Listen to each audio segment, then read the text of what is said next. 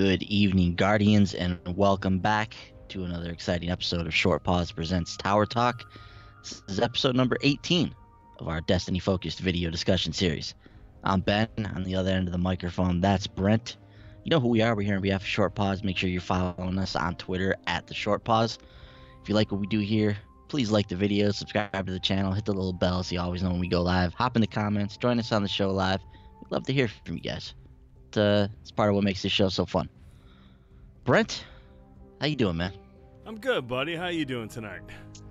Doing all right, man. It's been a long few weeks here. It's been a fun few weeks, though. I've had to take the last few days to recover from some of my late night antics over the prior days, but I'm feeling better, man. Feeling good. I'm really excited for the future of Destiny right now. I'm very excited to talk some Destiny with you today, man. And yeah, I'm just jacked up right now, you know? Yeah, I'm still feeling the effects from the grind through the Solstice of Heroes event and knocking out the moments of triumphs. But you and I, we worked hard and we got our emblems. We completed everything there was to do in the moments of triumph, and it was exhausting, dude. I mean, we were up late. You were up extremely late on the last night. You went until 6 a.m., damn near close to it, to knock out the rest of your regional chests to secure your moments of triumph emblems. So that was awesome, man. Congratulations to you. And it was really fun grinding, man. This felt like Destiny, you know, to its core these last couple of weeks. And so taking this week off to kind of relax and recharge my batteries, because we know it's just gonna kick off again next week, and really excited to jump into it, man. Boy, is it ever gonna kick off, man? I mean, we're gonna have a lot to do, a lot to talk about in Destiny when Forsaken launches, and yeah, man, I echo your thoughts. I thought you know, playing through Solstice of Heroes and Moments of Triumph in the first year of Destiny 2 years was just a blast, man. It was 4 weeks of just grinding and just like setting your sights on some of like the elite activities in this game. And one of the reasons it was so fun is because we finally got to get in and like actually do some of the raids in this game. And the raids are, as expected, they're super fun, man. Some of the best content in Destiny 2 is in these raids.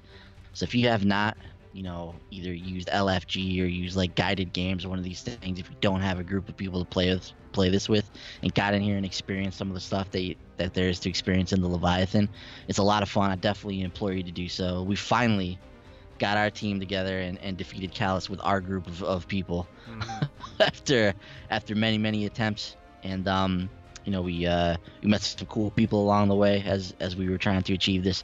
So I really liked the raids, man, and was especially impressed with the raid layers.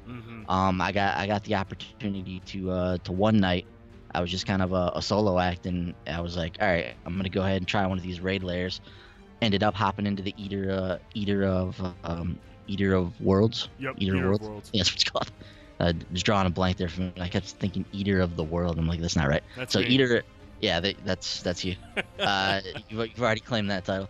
So yeah, hopped into the Eater of Worlds raid lair, and I thought that was super fun. I hooked up with this group of people via guided games, and the game worked great.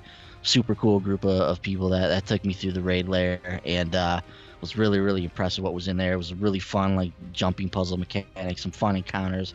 Thought the boss battle was just absolutely epic. The scale in that raid lair is pretty incredible.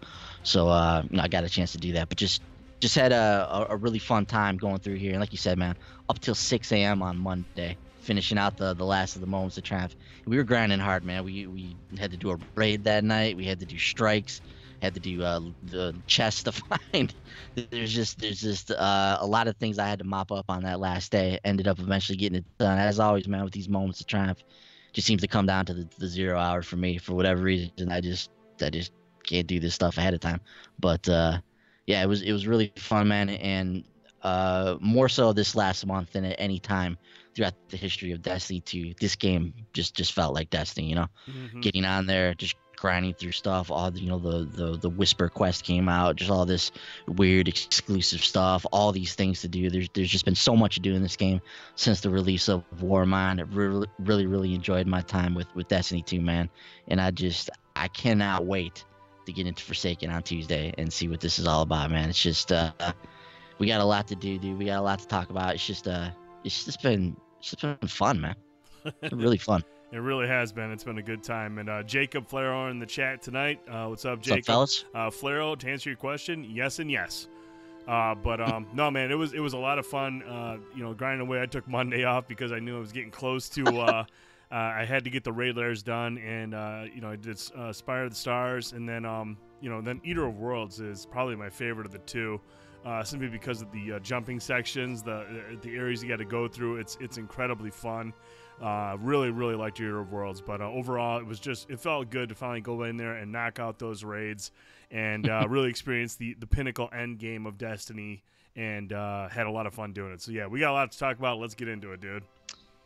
Yeah, man. Looking forward to some more of that as we move through year 2 of Destiny 2.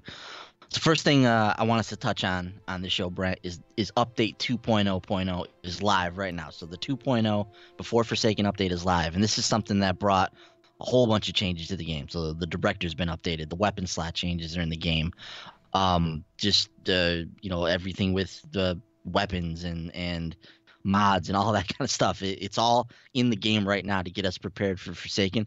There's a lot of stuff that's going to update when Forsaken launches as well, but the meat of the update that's coming with Forsaken is actually in this game right now. Mm-hmm. And we can go in there and experience it. Now, as we just alluded to, I damn near drove myself into the ground on Monday night, so I've been basically unable to function for the better part of this week. Last night we recorded the newest episode of the podcast. Did not have a time to play the update there. Today came home, got ready for Tower Talk. Did not have time to play the update yet. So Brent, I haven't even hopped into update 2.0 yet to experience it or see any of what it has to offer. But you have, however briefly you have, you've got a chance to go in there and just tinker around with it a little bit. So just right off the bat, I want to get your initial impressions of what you saw from update 2.0.0. And I promise you, once I get in there and get a chance to experience it, I'll chime in on this subject as well. But I want to get your initial thoughts, man. Jumped into it on Tuesday on PC, and then jumped into it again today on PlayStation 4. Went through the flashpoints on Mars on both of them. Got the Forsaken gear that was not supposed to be released as of yet. But I got a chest piece on PC. And then on PlayStation 4, I got the helmet, the scatter shot or scatter horn. I can't remember at the top of my head what it's called, but I got the helmet on PlayStation 4. And it was really cool getting that, and you can kind of get an idea of how you're going to go to these vendors, and you're going to see where on the director you can see where you can go to get powerful gear. Other than the flashpoint and the call to arms, I don't think there's too many ways to get powerful gear. You can get legendary gear for a lot of things, but only 2 of them say powerful gear. So I haven't jumped into do all the other stuff that's on the director as of right now, but. In terms of gameplay, with the weapon slots specifically, I liked what I played. The only thing that was kind of annoying is I had a shotgun. I had Hawthorne's shotgun in the kinetic field now, and it's no elemental damage. And I had a sniper rifle, and I had a I had an assault rifle, the Kaibu.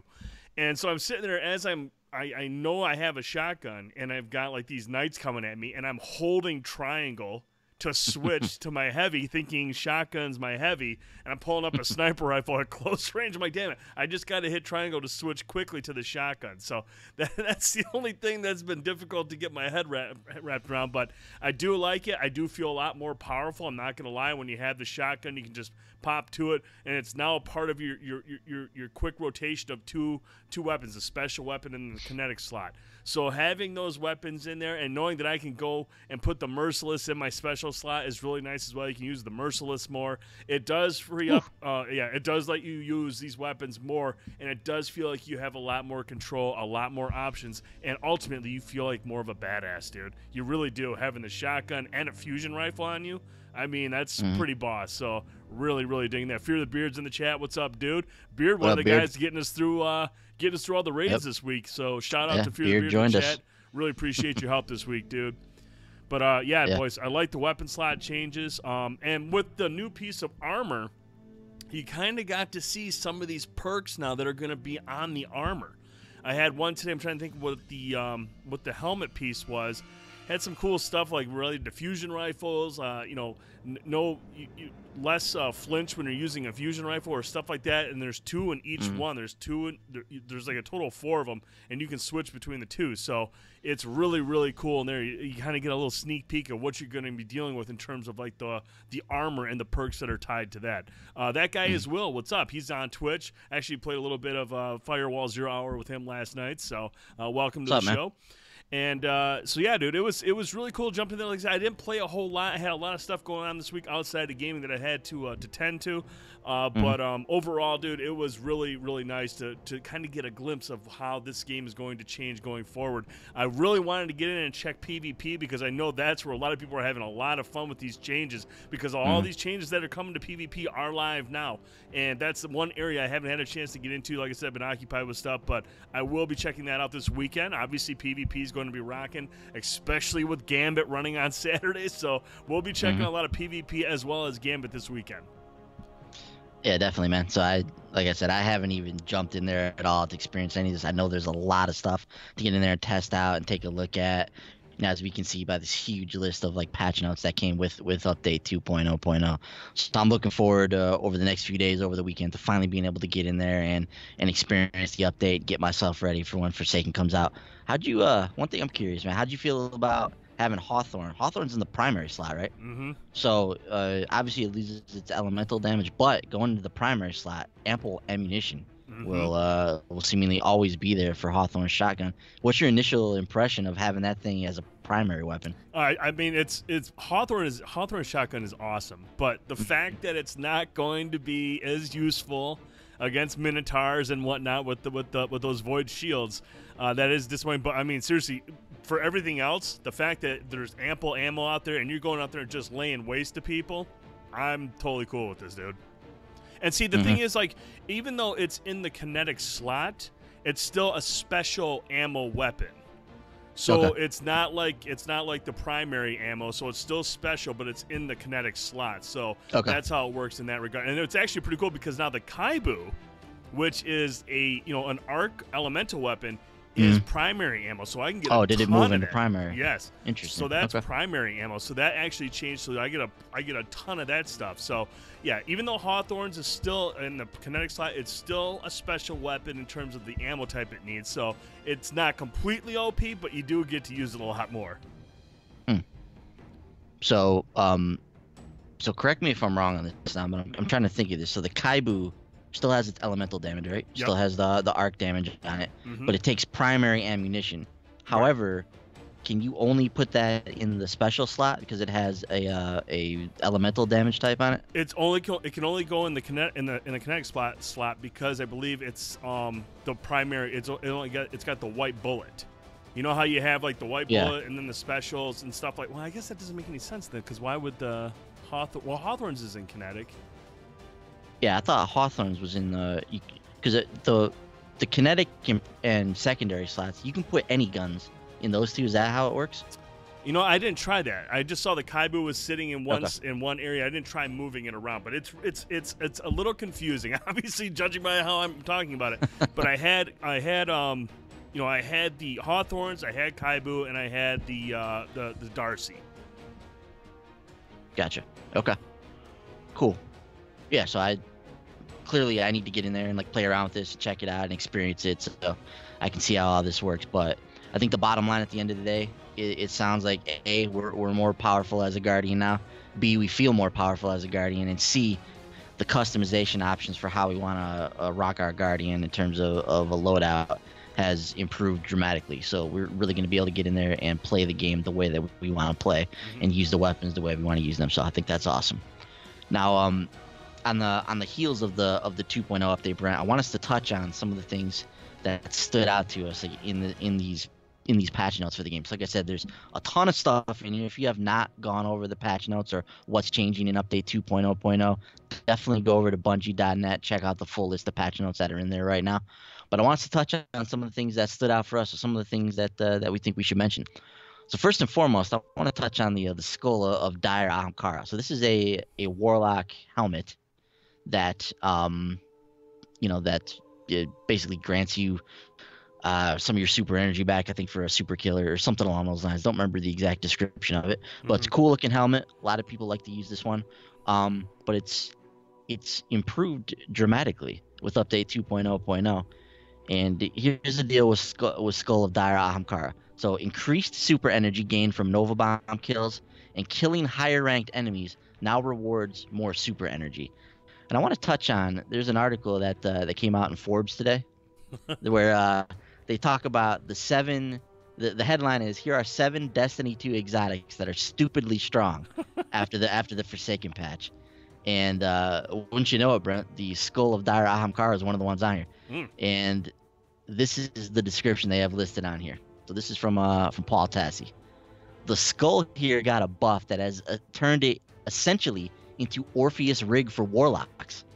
The helmet now gives you a ton of bonus super energy on super kills, meaning that with a big enough mob or a few elites which give bonus energy above and beyond that, you can instantly refill your super for multiple Nova bombs in a row. It really is absurd. That sounds awesome, and I can't wait to get in here and try this out now. He also asks the question with each of these weapons, saying, will it get nerfed?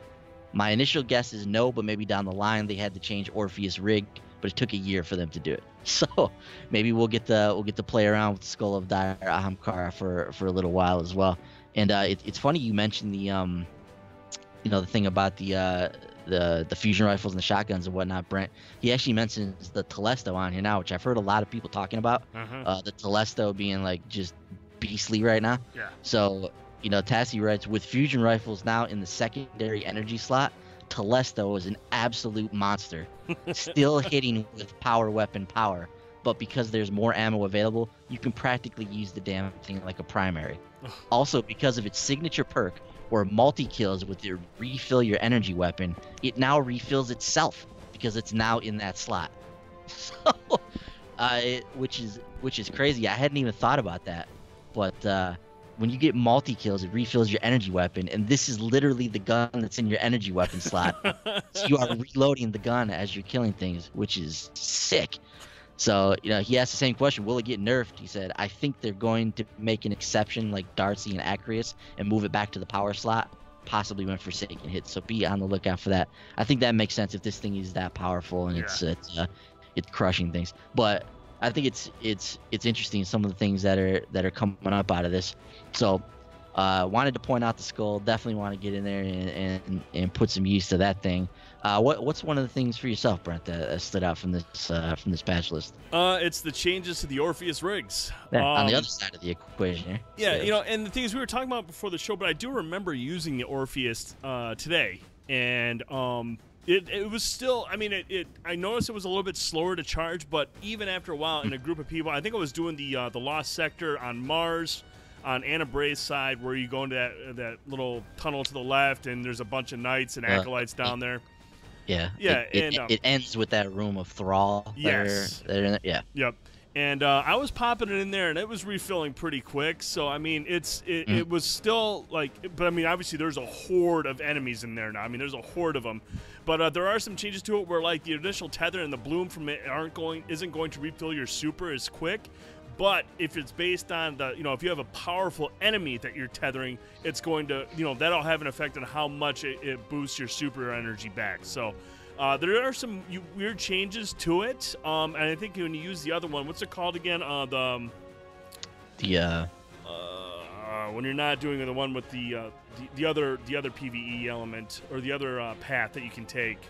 Oh, the Mobius quiver? Yes, you get actually a couple extra tethers to shoot. So there are there is a boost there on that side of things. You get a couple extra tethers that you can fire off. So some interesting changes there. But when I used it today, I noticed at a couple moments, I was like, man, this isn't filling up as quick. But when there were more enemies around, I think it's just you're going to want to take better shots with it. You're going to want to use it in more ideal situations. It's not going to be one where you can just constantly fire it off and get supers. But, Escalation Protocol, going to be very useful.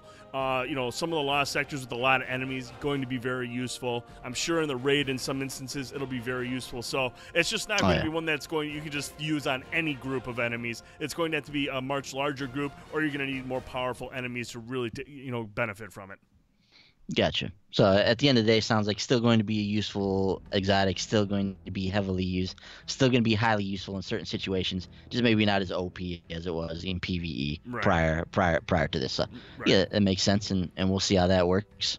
Some other things we want to point out from this update. So these exotic weapons will not change from the heavy slot. So whereas shotguns and sniper rifles and things like that are moving slots, these ones will remain in the heavy slot. And obviously this makes sense for some of the guns that are Yeah. on this list. But the tractor cannon, I think this one's more so because of its perk. Yep. Just the void debuff or whatever you call it is just incredibly powerful when paired with like a void subclass or a void energy weapon. So it makes sense that would remain in the heavy ammo slot. Legend of Acreus is of course just a monster in turn. And I think it was Beard that was actually telling us when you get the catalyst for this thing, it would just get Goes to 6 rounds in the chamber, dude. Like, I feel boss right now because I actually went through, when we went through the raid again the second time with you guys, I got all the Emperor seals that I needed to take it to the next level where I can infuse into it. You know, it's 380 and now it has 2 rounds in the clip. And that thing is a monster. It's a monster shotgun. You can bring down some heavy enemies with 1 blast, sometimes 2 if they're really, really big. But yeah, this thing has to stay in the power side. If this thing ever goes anywhere else, it's going to be completely OP. That thing belongs in the heavy spot.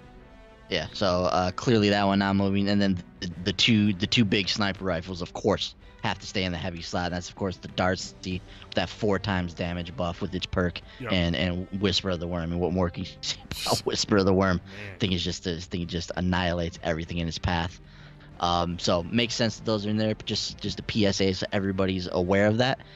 And because of all these things that are going on, Brent, with the weapon changes and weapon slots moving around, people becoming more powerful, this necessitated them to go in and just at the very base level of the weapon system, get in here and tweak some stuff. So there's some interesting stuff in here, and some of the stuff we've touched on previously, but it's worth mentioning here. So primary ammo weapons now have increased precision damage output for themselves. So we talked about this when we talked about the combat reveal stream. They had to go in there and up the damage output on these primary weapons, and they did that through precision damage to make it more skill based. Interesting. We'll see how that all plays out. Increased inner accuracy of these weapons, decreased body shot damage in PvE, which is interesting, and then decreased auto rifle damage required to stagger enemies to compensate for the reduced body damage. Okay. In terms of special ammo weapons, they reduce the damage output of special ammo weapons.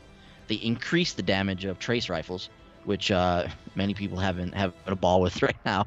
And trace rifles now disintegrate defeated enemies. On the heavy ammo weapon side for grenade launchers, they've increased damage and blast radius. So that's interesting.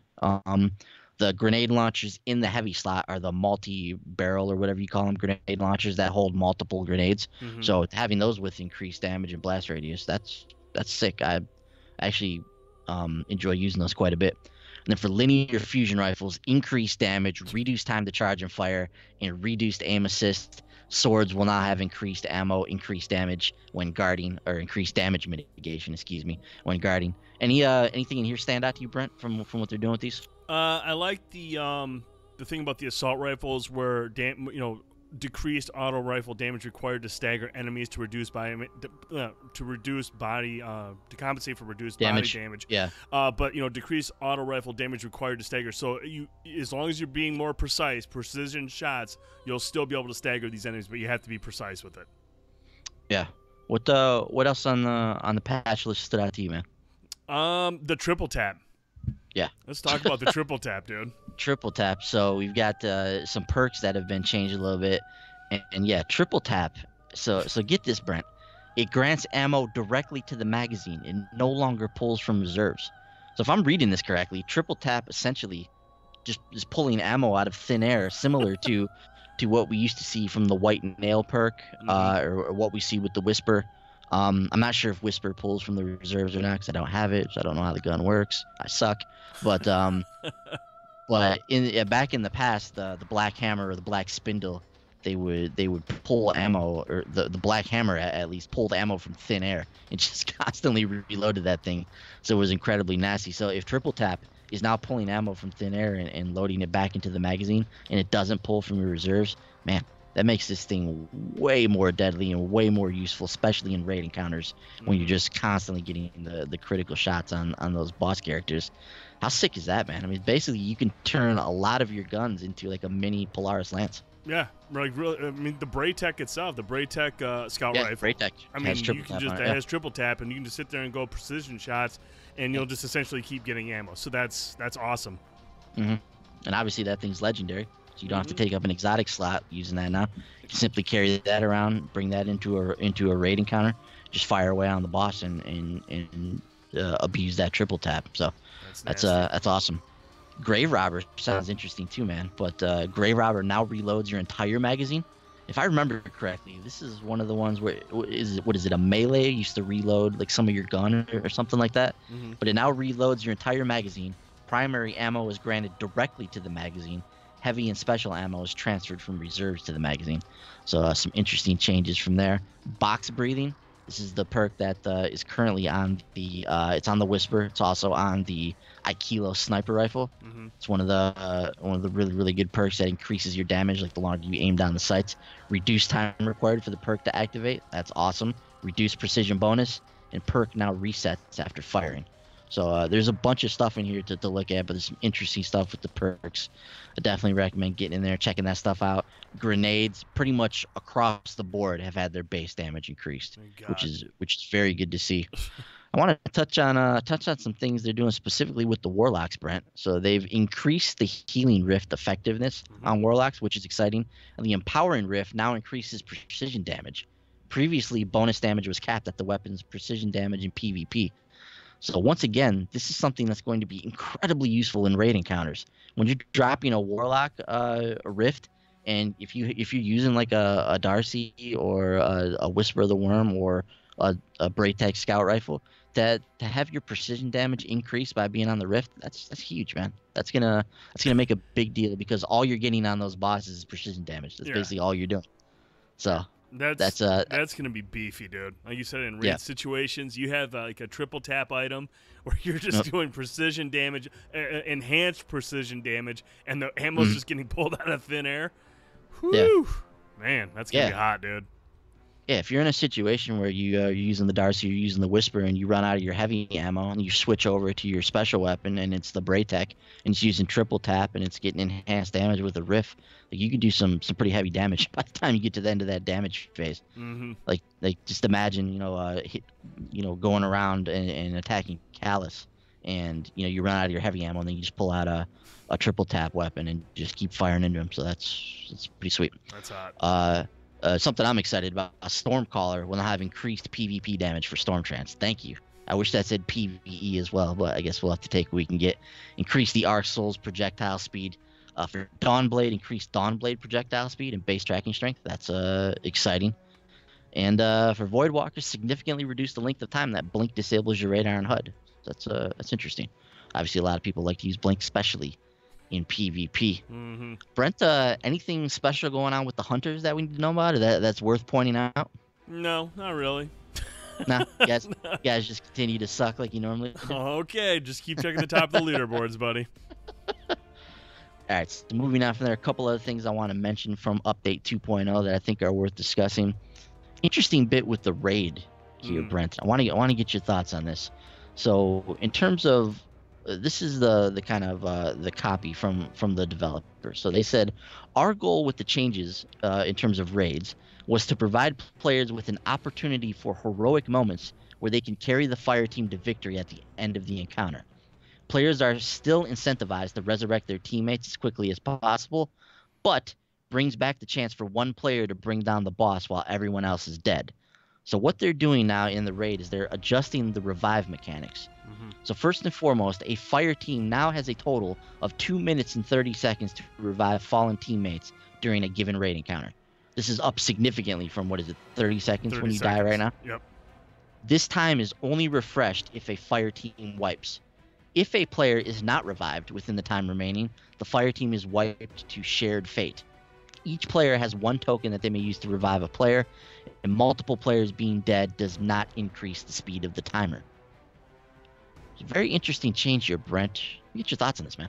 So when it says This time is no. First of all, a raid encounter, is that the entire raid, or is that just each area, like the baths? Or each area. Each area.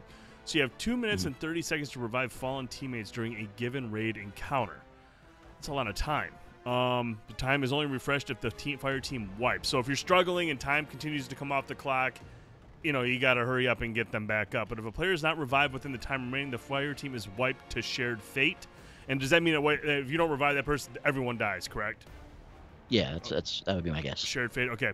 So each player has one token that may be used to revive a player. That's interesting, though. 2 minutes and 30 seconds. I guess I don't understand the point of that. Like, why? I mean, help me understand this. Yeah, I think it's to man, I actually read a really good discussion about this, and I can't remember exactly where I read it.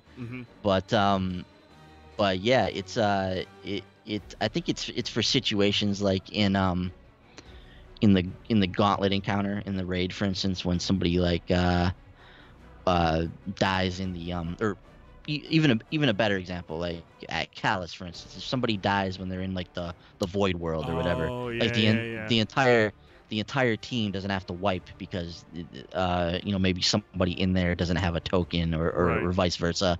So you can actually go through the encounter and not have to worry about restarting the whole thing because you guys were trapped in a particular part of the raid and you weren't able to get over there and revive a teammate. So I think it's for those kind of situations where, I mean, there's a few instances in the Leviathan raid where everybody's in like a different area and doing different things, and in some cases they're separated from each other and they can't reunite until they finish a certain aspect of it. Right. So in those situations, I think it's going to be a lot less frustrating for people in terms of having to wipe because somebody fell during an encounter and they don't have the 30 seconds or whatever to get over there and revive them. So I think that's what they're going for. And like they said here, they want to incentivize people being able to have those hero moments. So if you're at the end of a raid and the boss is almost dead and your entire team is wiped out and you've got one last Nova Bomb sitting in your reserves, you're like, all right, this guy's got a sliver of health left, I'm just gonna go for it. Right. And you go over there and you try to get in a position to drop that Nova Bomb on him and like save the day for the team. That's a cool moment. So so I would guess that's what they're going for with this kind of stuff. Interesting. Well, we'll see how that plays out when we hop into the raid. And that's when we'll really find out, if this is the right move or not when we get into the raid. Yeah, I do like that they kept the token system too. It does still. I do like that. It does still give death. Like it still has a weight to it when you die in the raid. So, happy that they kept that around. And final thing we want to mention here with the update 2.0.0, Brent, is Cade 6. He has left the tower. Yes. To investigate disturbances in the reef. Yep. Treasure maps and scouting reports no longer a thing. Yep. Went to go see him today, and he was not there. I noticed he wasn't on the map, and I was like, no. Ran over there, and he's now leaning against his post, man. He's gone. He's gone. He's out there. He's in the reef right now. So, yeah, it's interesting stuff. Like I said, there's an absolute ton of things that they've added with update 2.0. So if you have not checked it out, definitely check out the full list of patch notes. If you are a hardcore Destiny fan, there's a lot of good stuff to read in there. Brent, anything else on this list that you wanted to mention that stood out to you? No, man. I think we hit on the ones that really stood out to us, and like I said, there's a lot in there. I mean, go over to Bungie's site, take a look. There are a lot of changes to this game, stuff that they didn't talk about prior to. Because I mean, when we first saw the list of changes coming up at 2.0, there was no mention of the Orpheus rig changes. So when that showed up on the list, I was like, what? Or the triple tap change. I was like, what's going on? So very, very cool stuff. A lot of good changes in there. We'll see how long, we'll see if there's any tweaks that have to be made, because they're monitoring this stuff heavily between now and 2.0.0.1, the hotfix that's going to drop on Tuesday. So they're going to really monitor this stuff. So if you got any concerns or anything, make sure you go to the forums, submit your feedback, get your word out now, because they are watching this stuff very closely. Yeah.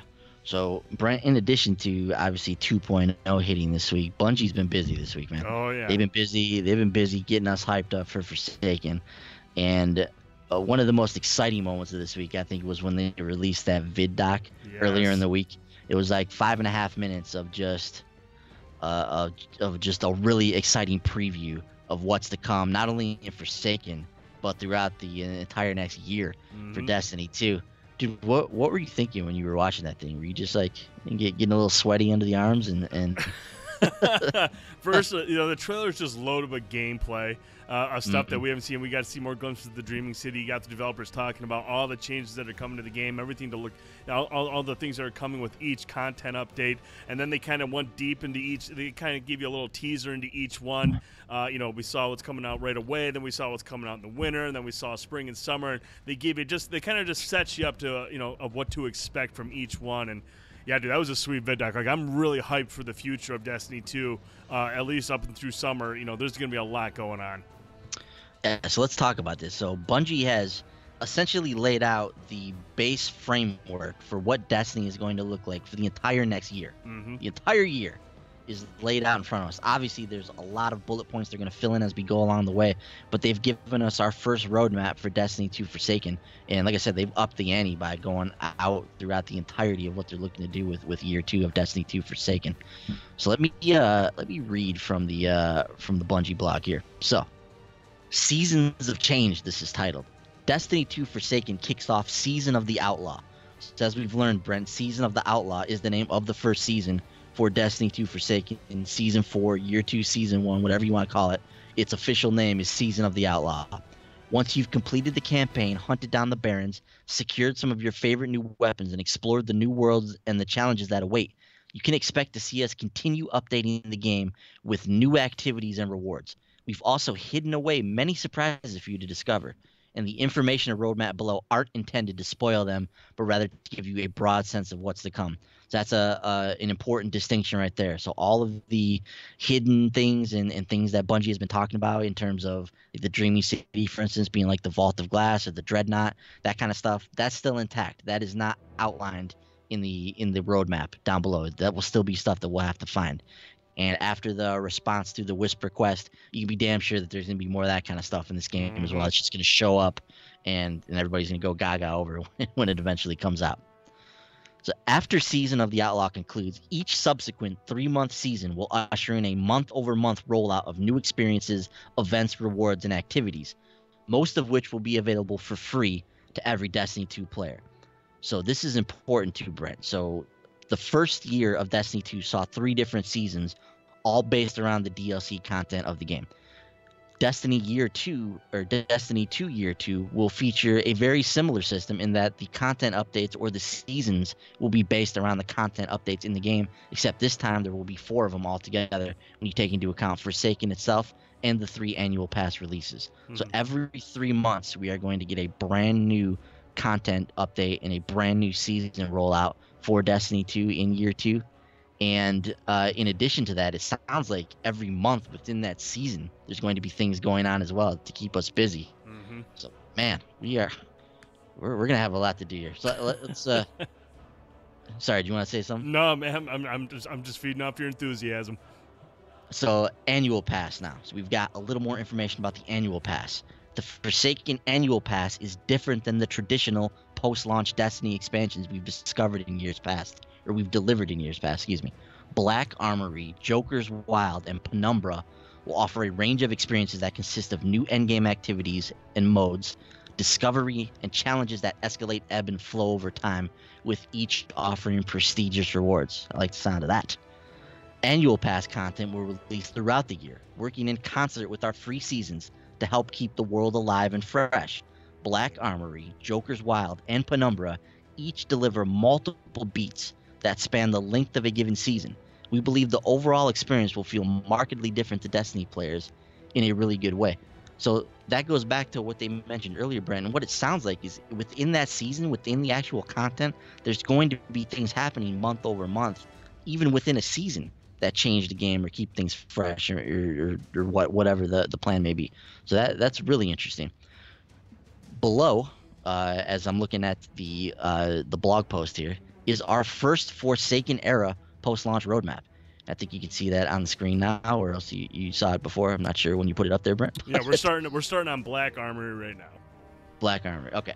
So let's go through this roadmap, dude, because there's a lot of stuff to talk about here. So first and foremost, though, let me get your thoughts on this right off the bat. So one of the things we talked about, Brent, before Destiny 2 even came out, when we were learning about what Destiny 2 was going to be, what the some of the things that they were trying to accomplish. We were reading about adventures and lost sectors and all this different stuff that was going into Destiny 2. We said to ourselves, man, all of this content that they're adding into the game, like, could this really be the Destiny that we've always dreamed of? Could this be the Destiny that just has a limitless amount of stuff to do? A Destiny that has 1,000 people working on it on a daily basis, constantly kicking out new content for us, constantly keeping us busy. That was the thought we had when Destiny 2 came out. Obviously, initial Destiny 2 was not that. But as we've moved along in year one of Destiny 2, I would argue that Warmind brought us very close to that. And what it sounds like they're doing with the plan here for Destiny 2 Forsaken, a year 2 of Destiny, dude, I don't see how there's any way that we don't have anything to do in this game on any given week. It sounds like we are just going to be loaded with activities, and it's both incredibly exciting as a huge fan of this game and as somebody who plays this game religiously, and also incredibly scary as somebody who likes to play other video games and likes to experience, other things in life other than Destiny. This game is quickly morphing into not just a full-time job, but damn near like a full-time career to try and keep up with everything that's going to go into this game. So Brent, let me get your thoughts, man. Initial impressions on this whole idea of year 2 Destiny 2.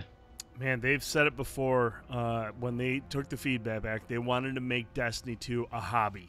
And based on what we're seeing here, dude, like you said, over the course of the months of each season, there is going to be stuff being added into the game, whether it's hidden quests, exotic quest lines, or something, anything like that, or anything. It's just there's going to be stuff constantly getting funneled in through these themed content packs. Like the first one's Black Armory, and they're just going to constantly be feeding stuff in that fits that theme. That's going to keep you invested. That's going to keep you grinding away and keeping you busy between each content drop. This is a bold choice for Bungie, but I think this is going to allow them more freedom. What comes out every month and what they want to put out there, and it's going to be a more consistent drip of content between each content pack.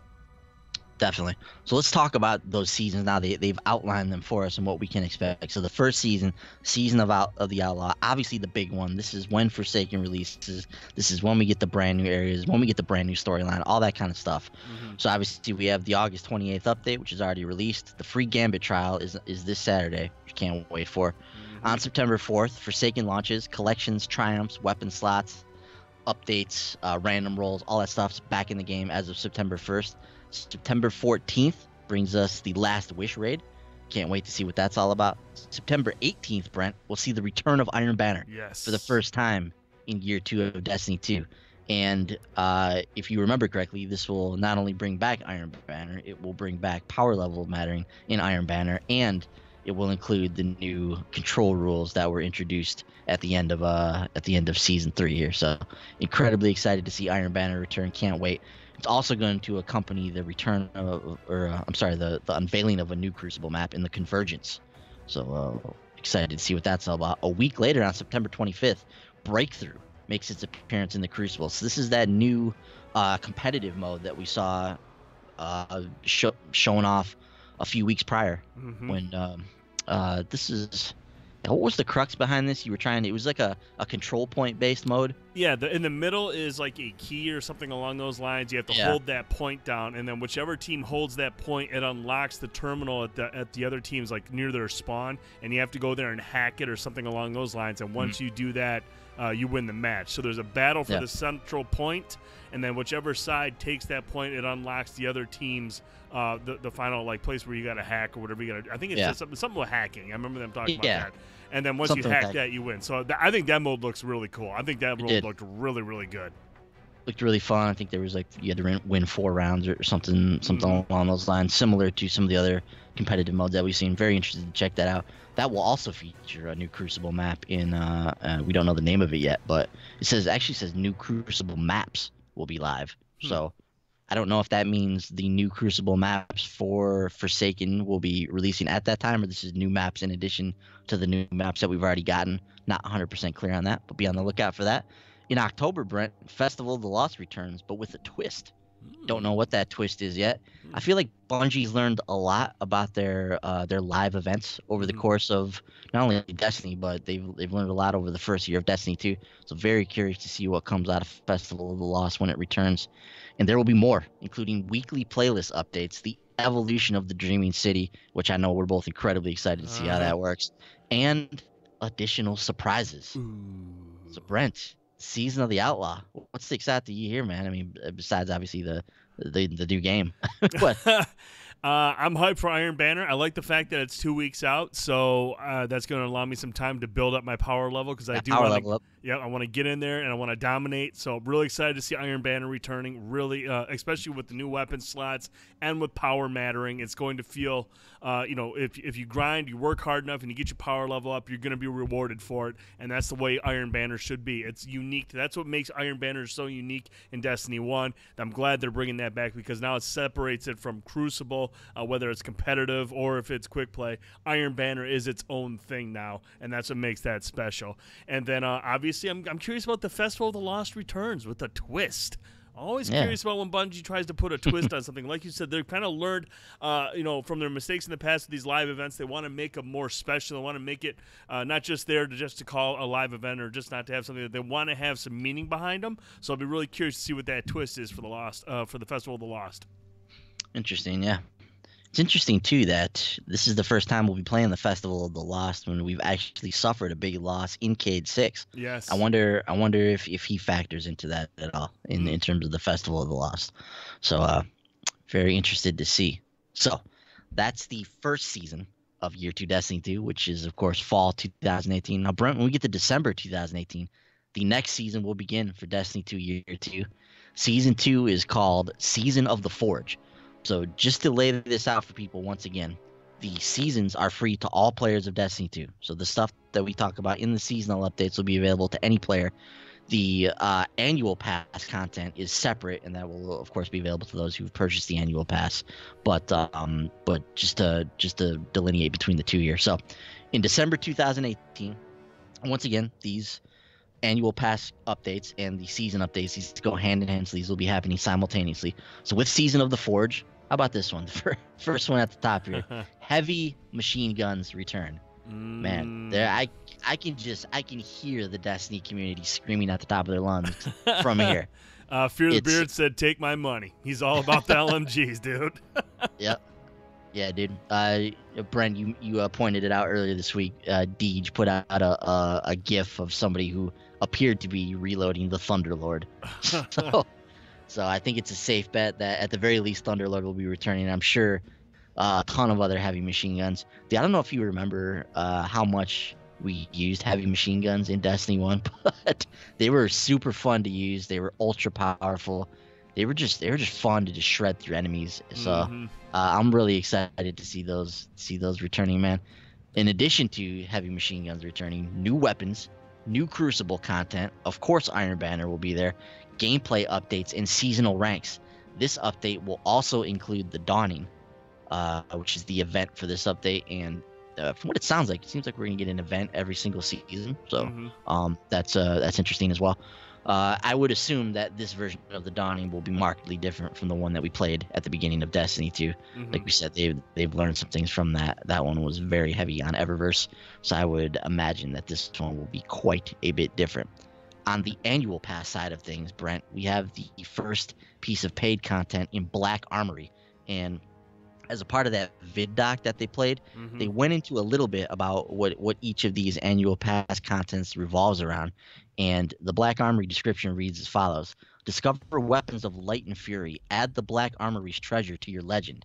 So according to Christopher Barrett in the vid doc, he's speaking of the Black Armory as this sort of like I don't know, they almost seem like this clandestine group of blacksmiths who make like these legendary weapons that are some of the most infamous weapons in the universe, and you're going to be able to get your hands on them. So I love the concept behind that. I love just the picture of this Exo in this picture is pretty wicked. So I'm curious to meet the people behind the Black Armory and see what this is all about. But this is what's included in the Black Armory, Brent. Of course, first and foremost, access to the Black Armory. So this sounds like this is a place that we're going to be able to go to in Destiny 2. New Forges of the Chain activity. What could that be? I have no idea what that is. A new raid layer, new exotics, new legendaries, new triumphs and collections, bonus rewards, and more information on features coming soon. So Brent, let me get your thoughts on what we're getting in December, dude, from both the Season of the Forge and from this very intriguing Black Armory update. Man, when we like we saw from the video, you saw these interesting characters. You saw this armory that they're walking through, and we got to see a couple glimpses of these rad looking weapons. But you know, when I think of a forge, man, I think of a forge as something that you're like creating a weapon that's unique to yourself. And man, I can't imagine the possibilities that Bungie could run with this. I mean, imagine. I mean, there's so much focus right now on making weapons with the mods and the new weapon mods and the perks and all that stuff to make a weapon. Find the weapon that's like perfect for you. I mean, can you imagine if there's something with forges here where you can go in there and kind of forge a weapon from maybe multiple different types of elements or parts of weapons and like make something truly unique? I mean, that's all I think about when I think of forges. I don't know what the forges of the chain activity is going to be, but I think about that, man, that could be really cool. But new raid lair, new exotic, new legendaries, everything you would expect from a content pack. It's all there. But I love just the theme of what we saw in the video and how they kind of like how they conveyed, how they show these blacksmiths, if you will. Looks really really good. Yeah, so it's interesting too because prior to what we got out of the roadmap here, there wasn't a lot we knew about the annual pass. We just kind of had our thoughts and ideas about what this might entail, and it seems like at the very least there's going to be some lore and things associated with this. Seems like there's going to be an actual new location for us to go to in the Black Armory, whatever that entails. But when they initially talked about the annual pass, I got the impression that there wasn't really going to be any story. It was just going to kind of be like extra stuff that they were adding into the game. But this seems a little more robust, I think, than I was originally thinking. This seems like they're adding lore, they're adding locations, they're adding things like that into the game. So it makes me even more intrigued to see what this is all about. And that Forges of the Chain activity, that's the thing that caught my attention because this is going to be the next escalation protocol, Prison of Elders style of activity. What is this activity going to entail? These side activities are always really fun in Destiny, so I cannot wait to see what that's all about. Wolf thinks my interest is peaked. Sorry, go ahead. Wolf thinks the Forges will be similar to what they did with Osiris. With on Mercury, how you could go to the Forge where Brother Vance. Brother Vance, yeah. UBV. Yeah, that creepy ass dude. So, no, that'd be interesting if that's what they do with that. Like you said, you go on these quests, you forge new weapons. Could be something along those lines. Yeah, definite possibility. But super curious about that one. All right, let's move into spring 2019. This is the season of the Drifter. Drifter, a very shifty character who runs Gambit. So excited to learn more about this dude. So in the season of the Drifter, we can expect new weapons, new Crucible content, Iron Banner, of course, gameplay updates, and seasonal ranks. The event is to be announced. I think it's worth noting here too, Brent, that we know Faction Rallies is going to return at some point. Not listed in any of these seasons yet because they don't have an exact date when this is coming back. Also, Trials, we can expect to return during one of these seasons, whether it's the season of the Forge, season of the Drifter, or whatever the case may be. We don't know yet, but those are not slotted into this list. So these lists are just the initial framework for these, and these will, I believe, change and update over time. Now, the annual pass content for spring 2019 is titled Joker's Wild, and it revolves around the Drifter. Gambit was only the beginning, and the Drifter is ready to deal you another deadly hand. And it was interesting when they were talking about this in the vid doc, Brent. They mentioned getting into more of the history of the Drifter and finding out what's in his ship and things like that. So this is kind of what I'm getting at when these packages seem to have a little more in terms of lore and story and things like that than I was expecting. So with the Joker's Wild content, we can expect new activity experience. So obviously extremely vague, but another activity will be added into the game. Gambit Evolves. Oh boy. Well, what could that be? New exotics, new legendaries, new triumphs and collections, bonus rewards, more information on these features coming soon, of course. Brent, what sticks out to you in spring 2019, man? Obviously, Gambit evolves. I mean, obviously, we haven't played Gambit, so I mean, we have an idea of what Gambit and what all entails, but how is Gambit going to evolve? That's interesting. New activity experience. That could be a lot of things. A ton of stuff. Yeah, I mean, those are the things I want too. New activities. I mean, that's end game stuff. That's stuff that we want.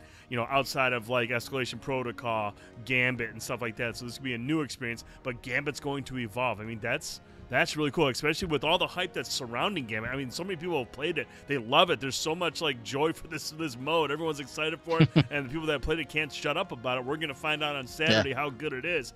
But then after we play it on Saturday, we're going to be like, well, how's this thing going to evolve by springtime? So really, really interesting. Yeah, very interesting. And then perhaps even more interesting, Brent, is when we get to summer of 2019. And the update for this season is titled "Season of the Redacted." We don't know what this is the season of. So curious why they felt the need to block this one out. So we'll see when they actually reveal what's behind that white box there. But this season, like the other ones, will include new weapons, new Crucible content, Iron Banner, gameplay updates, seasonal ranks, and an event to be announced. Now, perhaps the most interesting piece of annual pass content is the one that's coming in summer of 2019, Brent, and it's titled Penumbra. Only the brave will learn what lurks in the shadow. Only the strong will survive its teeth. A new activity experience, a new raid lair will come with this one, new exotics, new legendaries, new triumphs and collections, bonus rewards, and more information for us to learn in the future. Now, Brent, when they talked about Penumbra on the vid doc, this is how they framed it. They said, you know those secret quests that everybody really loves about Destiny, like the Whisper of the Worm?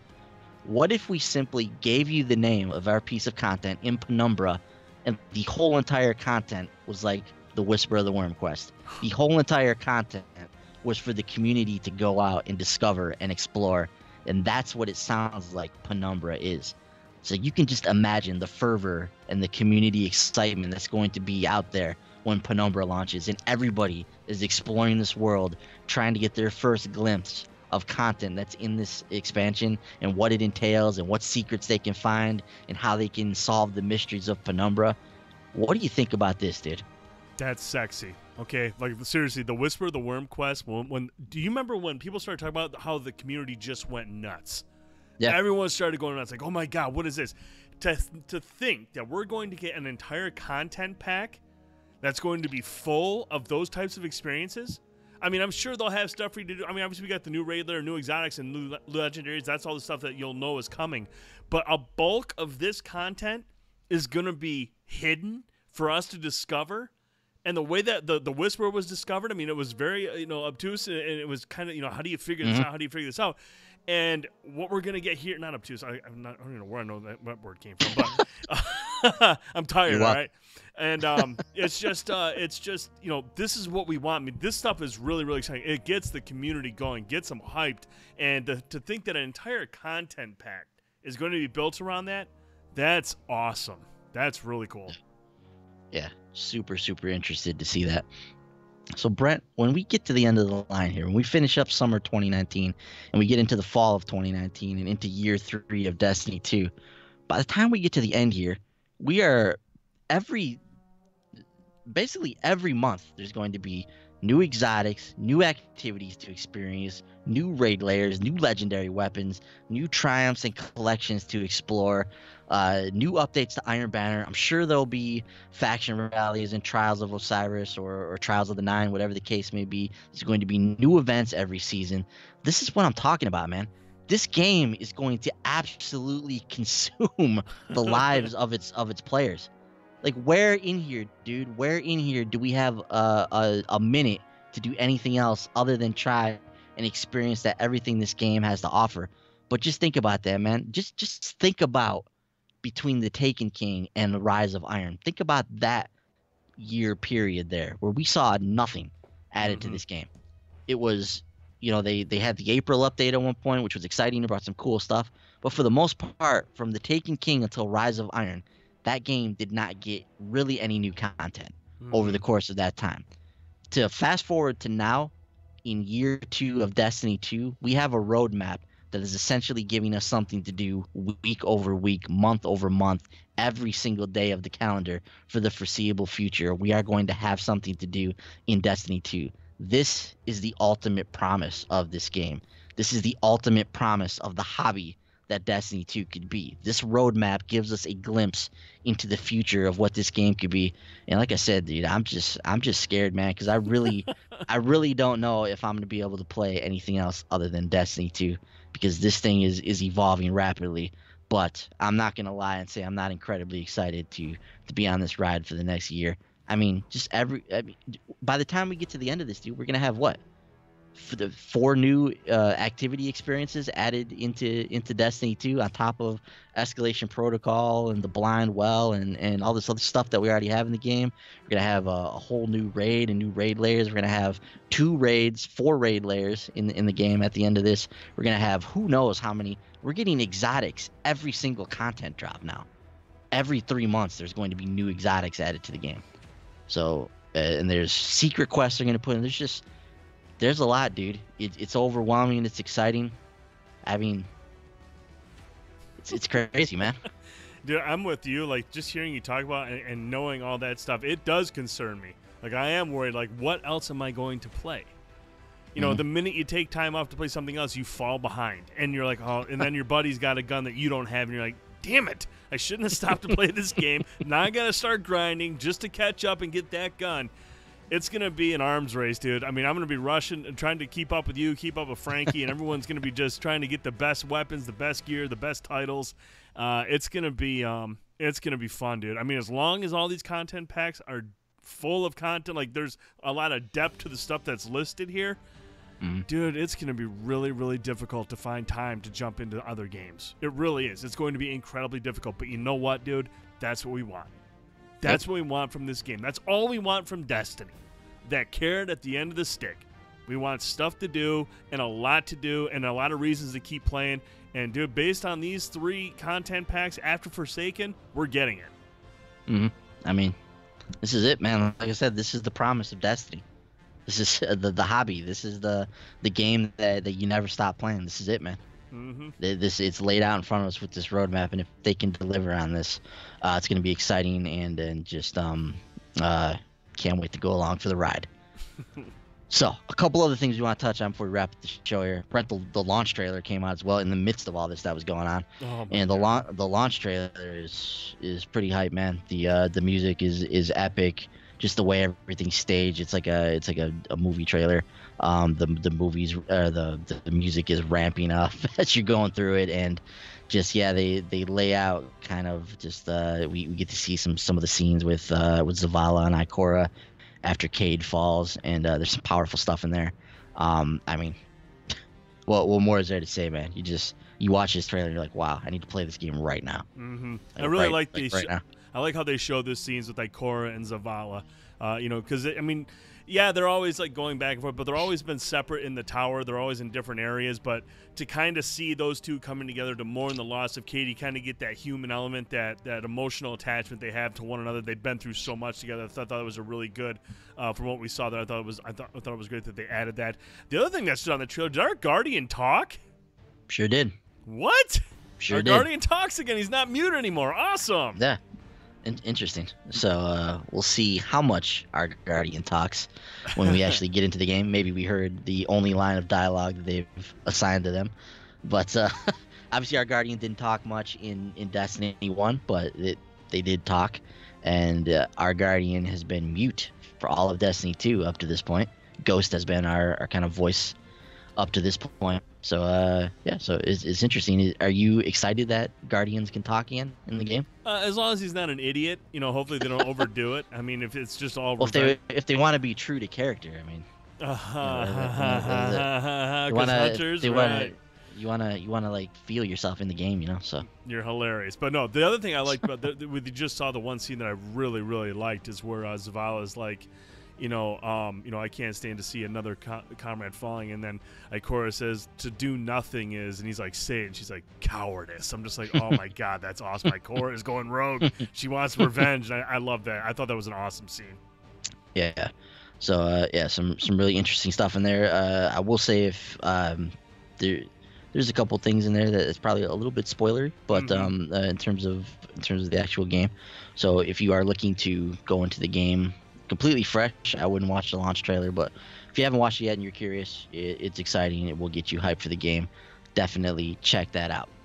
Last couple things we want to touch on here. So there's a few issues going on in Destiny 2 right now. Not issues, but some different bugs and whatnot that have popped up, of course, like they said it would, Mm-hmm. when the update 2.0 came out in anticipation of Forsaken. Just want to touch on a couple of these.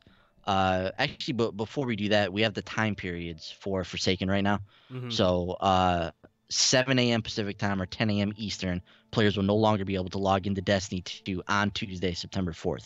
So this will not be a midnight release for Forsaken. So please keep that in mind. At 7:30 Pacific time, Destiny 2 will be taken offline for maintenance. From 7:30 to 10 a.m. Pacific time, the game will remain offline for maintenance. And at 10 a.m. Pacific time, Brent, 1 p.m. Eastern, Destiny 2 maintenance is scheduled to conclude, and Forsaken will become available to play on all platforms. So write that in your calendar, 10 a.m. Pacific time, 1 p.m. Eastern. That's when we'll all be able to hop into Forsaken for the first time. Of course, I'll be at work, so that sucks. I won't be. But yeah, lucky you. So a couple issues you want to touch on. The XP bar not showing for XP gains right now. So it's just a UI issue. It'll be fixed once September 4th rolls around. You will still be earning XP and your engrams and all that stuff like normal. So just keep that in mind if you don't see the bar on your screen. There's an issue with precision multipliers for some weapons with explosive rounds. So they are looking into that. Hand cannon recoil on the PC is something that needs to be looked into. Like you mentioned, Brent, Forsaken loot actually dropping in the game right now from various sources around the world. So you can go in there and expect to find some of that stuff early. Objectives that require heroic strikes will not be achievable until September 4th when heroic strikes return. And the spicy ramen quest is all but over at this point because the ramen shop is no longer distributing expired coupons in the tower, so you will no longer be able to redeem that. And we don't know if anything's going to become of that, if it's simply just a part of the lore or whatnot. But that's basically what it is. So one of the other things we want to mention here, gear infusion. Also, too, there's something else I was going to mention that escapes my mind now, but we'll move on with this. So once Destiny 2 Forsaken is live on September 4th, players may begin increasing their power and character level beyond their Year 1 limits. So this is important. As with all increases to player power in Destiny 2, players should be aware that infusing gear with a requirement above their current level will make the infusion recipient unavailable for use until the player levels up. So just as an example, you log into Destiny 2, your character is level 30. You receive a new piece of gear with a level 31 character requirement. You then infuse that into your favorite piece of Year 1 gear, but that piece of gear is no longer available to use because it adopts the level 31 character requirement from its infusion material. So you must then increase your level to 31 before you can use it again. So just keep that in mind. That is how things will continue to work with Forsaken. Then, of course, the mod changes when these go live as well. This will throw some people for a loop. But Year 1 weapons will not accept Year 2 weapon mods. Please keep that in mind. Year 1 armor will accept Year 2 armor mods. Year 1 gear will not receive randomized perks. All Year 1 mods will be deprecated at the launch of Destiny 2 Forsaken on September 4th. You may safely dismantle your Year 1 mods ahead of time in preparation for the Year 2 mod system. And one final note here on the Solstice of Heroes t-shirt. We were wondering this ourselves, Brent, when the deadlines for this were. But you have to generate your you have until September 12th to generate your in-game t-shirt code or whatever on your Bungie.net profile. And then you have until September 30th to actually order the shirt. So keep those in mind if you have not ordered your Moments of Triumph shirt just yet. Final thing we want to touch on, Brent, Cade, they put a little lore into Bungie.net this week, which I thought was interesting. I always like when they do this stuff. It's fun when they put some of the lore stuff on here. But they actually added kind of Cade's final words, if you will, onto the Bungie blog. This consisted of a communication between him and Petra Venge. Basically, she's kind of the reason that he went out to the reef in the first place. He touched base with her, and I don't want to say she was the reason. It looked like Cade was just looking for a reason to get out of the tower. He was tired of being there. He's like, hey, you need some help out there? So basically, with everything that was going on with the Prison of Elders and whatnot, he wanted to go back out there, run some patrols, make sure everything was taken care of. There was a Red Legion faction that was showing up in the reef as well. So he left the tower to go meet up with Petra, take care of that stuff, and he also sends a letter to Cade and Zavala, letting them know as much as well, which was pretty funny. It was all written very witty in the way that Cade would write this kind of stuff. But it was also kind of sad, Brent, reading through this and just seeing the impetus like behind this and why Cade was leaving and going out to the reef. It's just kind of sad the way this is all set up, and this is kind of like his final resting place. Do you have any thoughts on what we saw here from this? No, I thought they were, they were well written, and kind of, like you said, it had the Cade style to it. But I think the most important thing right now is just when you go to the tower and he's not there.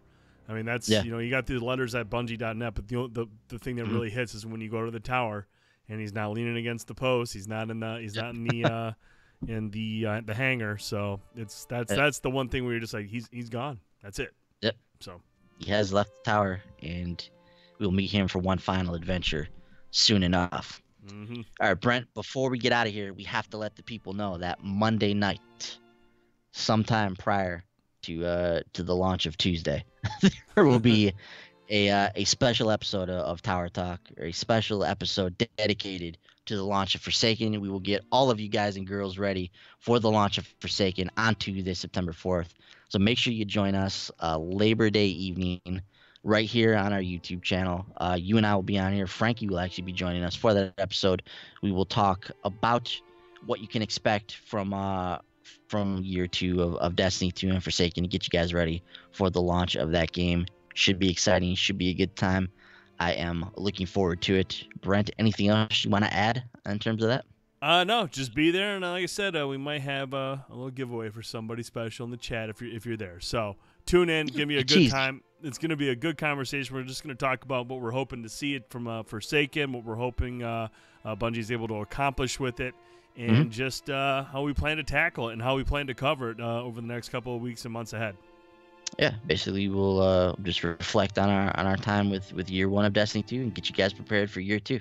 So it's gonna be a good time. Looking forward to it. Man, gonna be an awesome week of gaming next week, dude. Oh yeah.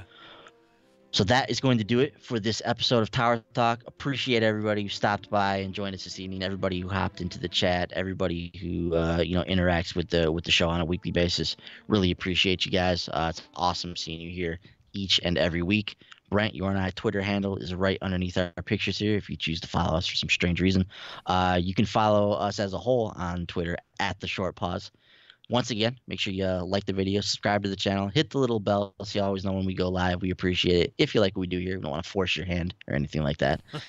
Leave a comment in here afterwards as well. We love to interact with you guys in any way that we can. So for Brent, I'm Ben. We will see you guys Monday night, and we get ready for the launch of Forsaken on Tuesday, September 4th. Thanks, guys. Have a good evening. See you guys.